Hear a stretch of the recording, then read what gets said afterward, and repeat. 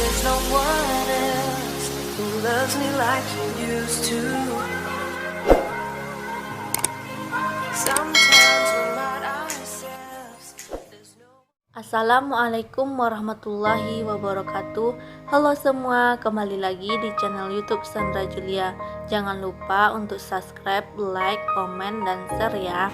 Nah, baiklah, pada video kali ini, video kelima saya membahas tentang pendekatan intertekstual pada puisi doa karya Sanusi Pane dengan puisi doa karya Amir Hamzah. Sebelumnya kita ketahui dulu apa itu pendekatan intertekstual. Intertekstual adalah sebuah pendekatan untuk memahami sebuah teks sebagai sisipan dari teks-teks lain. Interteks juga dipahami sebagai proses untuk menghubungkan teks dari masa lampau dengan teks masa kini. Suatu teks dipahami tidak berdiri sendiri. Atau bisa juga disebut intertekstual adalah sebuah pendekatan yang mengkaji perbandingan antara dua teks yang berjudul sama. Nah, di sini ada judul puisi yang sama tetapi karya yang berbeda. Di sini saya menjelaskan perbedaan atau perbandingan dan persamaan terhadap puisi tersebut. Di sini dapat dilihat bait-bait puisinya, yaitu doa karya Sanusi Pane dan doa karya Amir Hamzah.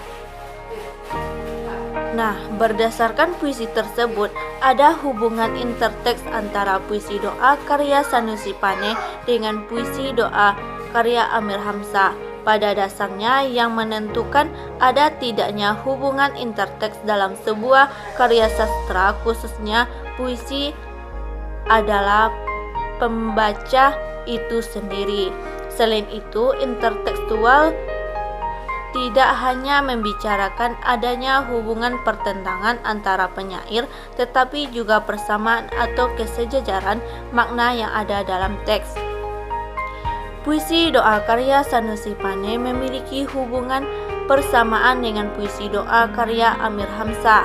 Persamaan tersebut dapat dilihat dari gaya penulisan, judulnya, maknanya, dan kedua penyair tersebut juga sama-sama menyebut Tuhan dengan sebutan kekasih. Pada dasarnya, Sanusi Pane merupakan penyair angkatan Balai Pustaka tetapi sering dikaitkan dengan angkatan Pujangga Baru. Tetapi dalam hal ini puisi doa karya Sanusi Pane diklasifikasikan ke dalam angkatan Balai Pustaka.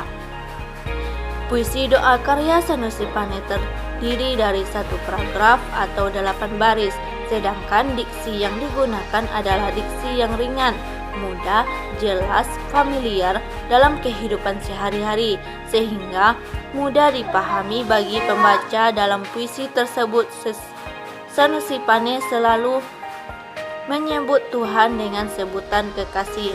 Hal ini nampak dalam sajak, "Oh kekasihku, turunkan cintamu memeluk daku.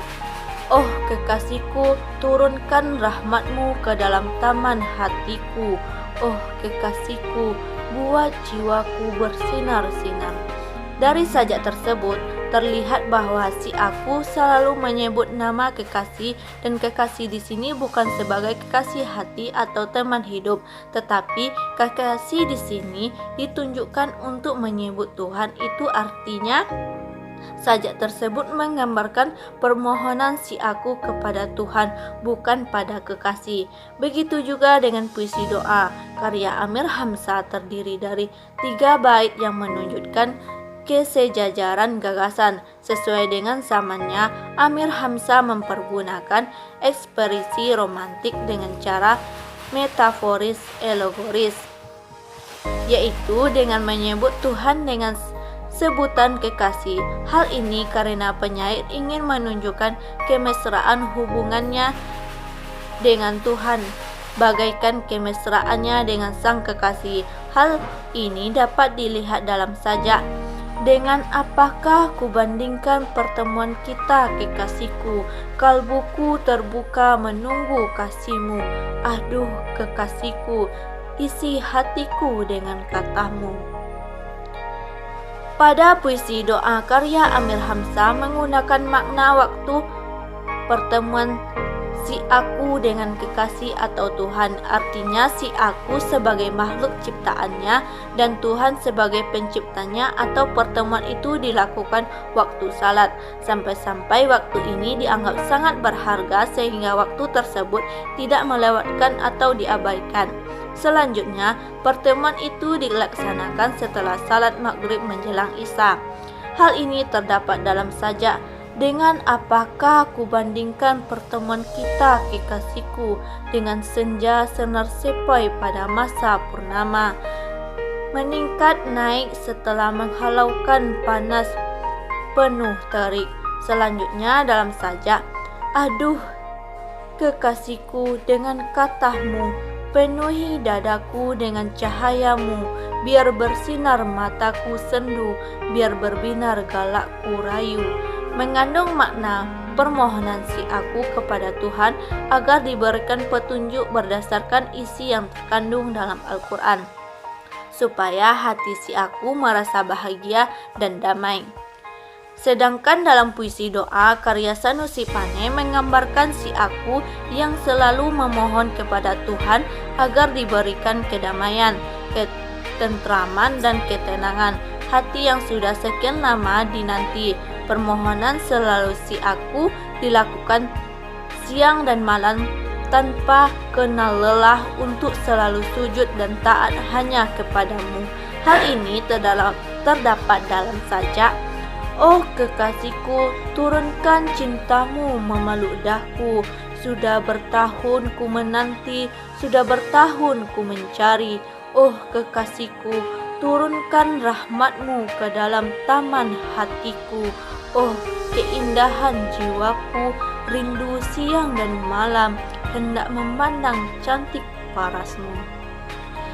Nah, ke dalam rasa ketuhanan yang terdapat pada kedua puisi tersebut nampak dalam pemilihan kata, ungkapan, lambang, dan kiasan-kiasan yang digunakan penyair.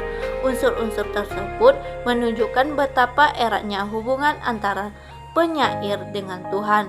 Puisi tersebut juga menunjukkan keinginan penyair agar Tuhan mengisi seluruh kalbunya. Kemudian tentang besar cintanya, kerinduan, dan kepasrahannya sang penyair akan Tuhannya itu dapat kita rasakan secara nyata dalam puisi. Nah, hanya itu penjelasan tentang puisi judul yang sama dengan karya yang berbeda. Semoga bermanfaat bagi kita semua, terutama untuk saya sendiri. Saya sudahi dengan Assalamualaikum warahmatullahi wabarakatuh.